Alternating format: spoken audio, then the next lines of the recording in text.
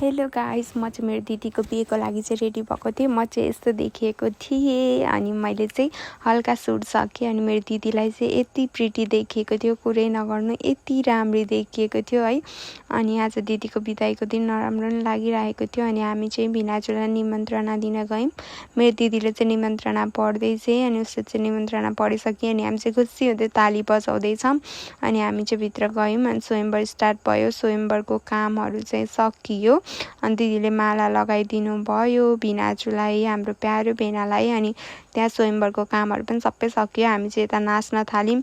यति धेरै रमाइलो भएको थियो, यति धेरै मजा भएको थियो है, कुरै नगर्नु। नाच्दा नाच्दा नाच्दा खुट्टा दुखिसकेको थियो तर पनि नाच्न छोडेको थिइनँ। अनि यो चस्मा लाउने दिदी हो या आन्टी हो जे भनौँ, उहाँले चाहिँ यस्तो रमाइलो गरिराख्नु भएको थियो।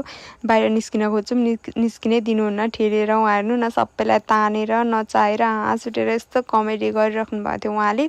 अनि हामीले चाहिँ हामीलाई डान्स भनेपछि यतिकै मनपर्ने होइन, उहाँले चाहिँ उग्रै गर्नुभएको थियो हाँस्दा हाँस्दा। तर जे होस् यादगार बनाइदिनु भयो उहाँले। उहाँ हेर्नु न मलाई तानेर झन्डै लडाइदिनु भयो, कति मजा भयो। हामीले नाच्यौँ ओर्यौँ, कति धेरै रमाइलो गऱ्यौँ। उता तान्ने हुँदा मेरो फोन पनि झन्डै खस्यो।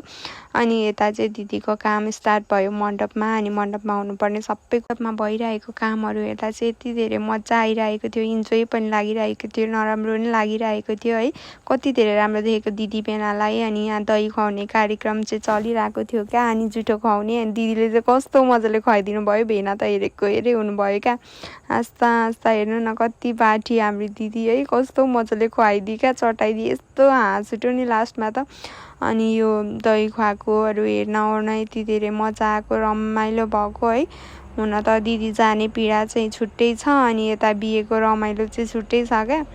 कति धेरै मजा भयो, रमाइलो भयो है। उहाँ हेर्नु न, हजुरहरू पनि हाँसेर मर्नुहुन्छ है। मेरो भिडियो चाहिँ फुल हेर्नु होला नकाटिकन। अनि हाँस्दै छ क्या चटाइदियो भनेर, हामी पनि यति धेरै हाँस्यौँ। कति धेरै रमाइलो भएको थियो त्यो त म शब्दमा बयान गर्न सक्दिनँ। अनि ढोगेर पैसा मागी अनि हाम्रो प्यारो भेनाले पैसा पनि दिनुभयो। सबैजना हाँस्दै हुनुहुन्छ। दिदीहरूको चाहिँ लभ म्यारिज हो क्या, अनि लभ म्यारिजमा चाहिँ कति धेरै मजा भएको क्या। भिनाजुलाई मण्डपमै हान्दैछ भाइ, कुट्दै पनि थिए अनि कति मजा भयो। अनि भिनाजु पैसा खोज्दै हुनुहुन्थ्यो अनि भिनाजुले पैसा पनि दिनुभयो। त्यो क्लिप चाहिँ मैले एड गर्न पाइनछु गाइस, माइन्ड नगर्नु होला। तर एकदम धेरै यादगार रमाइलो भएको थियो हाम्रो दिदीको बिहा। अनि हेर्नु न पैसा दिनुभयो भिनाजुले। अनि त्यो तान्ने हुन्छ नि, त्यो तान्ने स्टार्ट भयो। अनि तान्दाखेरि पनि यता र उता आधी आधी नै आएको थियो क्या। अनि हामी चाहिँ आधी आधी नै आएको थियो। अनि त्यो यहाँ भिडियोमा मजाले हेर्नु ल, कस्तो मजाले आधी आधी आएको छ। अनि हामी त यति धेरै हाँस्यौँ, दिदी पनि मरी हाँसिरहेको चाहिँ। अनि दिदीसँग बल्ल बल्ल एउटा क्लिप लिने टाइम पाएँ मैले।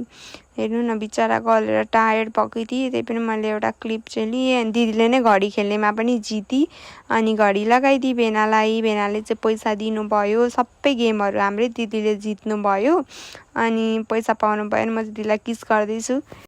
अनि कन्यादानको टाइम आयो फाइनली। अनि कन्यादानमा चाहिँ म चाहिँ भित्रभित्रै कस्तो इमोसनल भइरहेको थिएँ, मैले आफूलाई सम्झिरहेको थिएँ क्या। मेरो कन्यादान हुँदा मेरो मम्मी बाबालाई कसले सम्हाल्छ होला, मेरो मम्मी कति धेरै इमोसनल हुनुहुन्छ नि त, रुइहाल्नुहुन्छ। अनि कस्तो नराम्रो लागिरहेको थियो क्या। यो कन्यादानको टाइममा चाहिँ यो पण्डितले कस्तो मजाले भन्नुहुँदो रहेछ नि त, अरूलाई दान दिने हो अनि बाउमा मरे पनि जुठो लाग्दैन भनेर, त्यो भन्दा चाहिँ साह्रै नराम्रो लागेको थियो। अनि यता यस्तो गर्नु पर्दो रहेछ, पोतेहरू लगाइदिने ओर्ने सबै सकियो। अनि दिदीको बिदाईको समय आयो है। अनि सायद मन पराएको मान्छेसँग जिन्दगी बिताउन पाएर होला मेरो दिदी हाँसी हाँसी बिदा हुनुभयो। त्यो देखेर चाहिँ खुसी पनि लाग्यो, किनभने दिदी रुनु भएको भए सबैजना रुनुहुन्थ्यो, कोही रुनु भएन, हाँसी हाँसी बिदा हुनुभयो। अनि बोकेर चाहिँ उहाँलाई लानुभयो। अनि हाम्रो हिन्दू परम्परागत अनुसार गाडी घुमाउने दही खुवाउने चलन छ नि त। अनि गाडी घुमाउने भइरहेको थियो, भिनाजुलाई पनि यता बोकेर घुमाइराख्नु भएको थियो, दिदीलाई पनि यता घुमाइराख्नु भएको थियो। हाँसी थिए, हेर्नु न त्यो स्माइल अनि त्यो फेसको ग्लो होइन। मन पराएको मान्छेसँग जीवन बिताउन पाउनु जस्तो खुसी के हुन सक्छ र। अरू त्यही भएर होला दिदी एकदम धेरै खुसी हुनुहुन्थ्यो। अनि दही खुवाउनु भयो अनि मुख मिठ्याउँदै दही पनि खानुभयो दिदीले। अनि म चाहिँ तँ भन्दैछु किन, तँ तिमी तपाईँ सबै भन्दैछु भने दिदी र हामी एकदम धेरै क्लोज छौँ, सानैदेखि सँगै हुर्केको हो नि त। दिदीले नै हामीलाई खेलाउने बोक्ने गर्नुहुन्थ्यो, त्यही भएर अनि कति हाँसेर बिदा हुनुभयो। यति रमाइलो भयो, यादगार भयो। That's all, love you, enjoy my vlog. मलाई धेरै माया गर्नु होला। मेरो दिदी चाहिँ बाई भन्दै हुनुहुन्छ अनि सकियो गाइस।